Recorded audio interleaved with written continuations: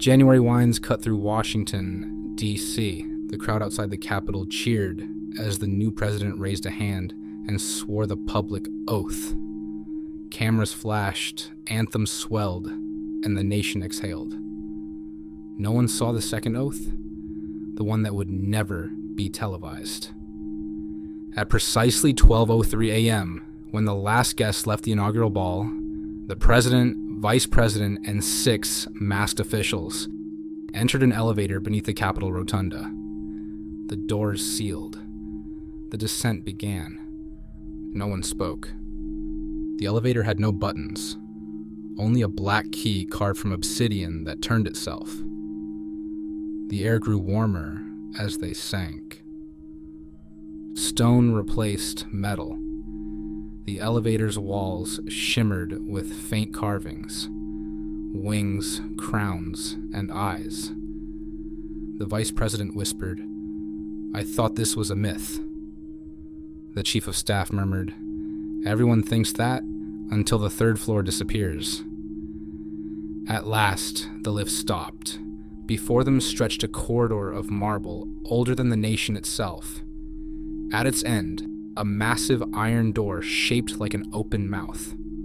When it breathed, dust fell from the ceiling. The room beyond was a cathedral turned upside down, pillars rising from a black pool instead of a floor. The water pulsed faintly with light, like a heart beating in the earth.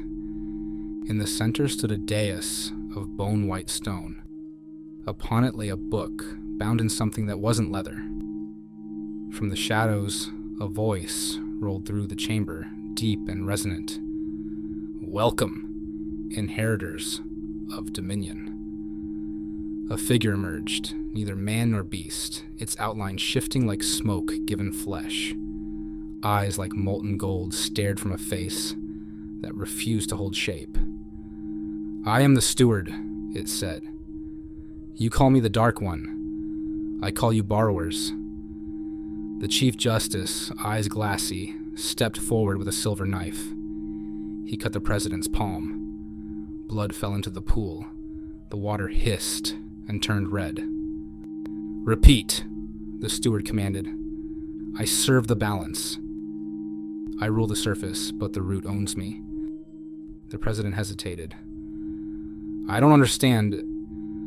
And the vice president whispered, "Say it." Everyone has. The air thickened. The lights dimmed to nothing but the pulse from below. "I serve the balance," the president said finally, voice trembling. "I rule the surface, but the root owns me." The pool went still.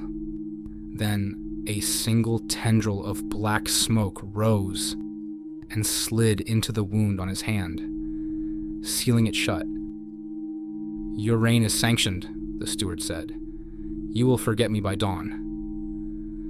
The vice president stepped forward next, but before the blade could touch her skin, she spoke. "What happens if we refuse?" The steward's grin widened across a dozen faces. "Refusal is remembered." He gestured toward the pool. Shapes writhed just beneath the surface. Faces of past leaders, pale and whispering, their eyes glowing faintly in the dark water. Those who broke the covenant now serve as advisors below. The vice president's knees buckled. She placed her hand on the book and spoke the oath without being asked. When it was done, the steward drew closer to the president. "Your world runs on illusion," he said. "Every empire has its shadow, every ruler their reflection. You are light above, we are law below. When you wage wars, build towers, write constitutions, you act, but we correct. You think you rule, yet you merely sign our echoes."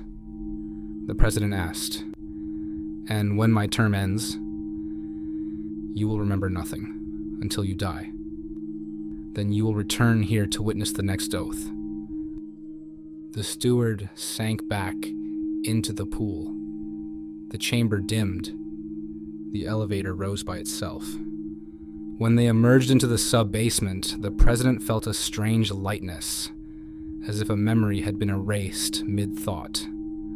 The chief of staff smiled politely. "Congratulations, Mr. President. The night oath is complete.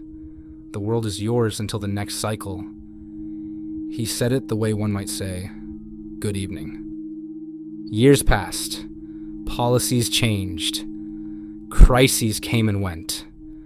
The president dreamed sometimes of wings and fire, but the images always faded by morning. On the last day of his second term, he found a thin black scar on his palm. That night, when he shook the incoming president's hand on the inaugural stage, both men winced as if shocked. The next dawn, he awoke to silence in his home. No Secret Service, no phone. A knock came at the door. It was the same elevator operator from years before. "Time to remember," the man said. The former president descended alone. The iron door opened before him without command. The steward waited, surrounded by the faint silhouettes of past rulers, voices whispering centuries of policy and promise. "Welcome back," it said. "We are eternal. Your replacement has pledged. The world continues." The man trembled. "Why us? Why any of us?" The steward's eyes flickered like dying suns. "Because humanity needs its devils. Without us, your heaven would starve." Above ground, the new president stood on the balcony, sunlight blazing over the Capitol dome. He waved to the crowd, smiled for the cameras, raised his hand, and felt the faintest sting in his palm. Down below, in the endless dark, the steward smiled too. Balance restored. And somewhere deep under Washington, the pulse began again, steady, eternal, and waiting for the next oath.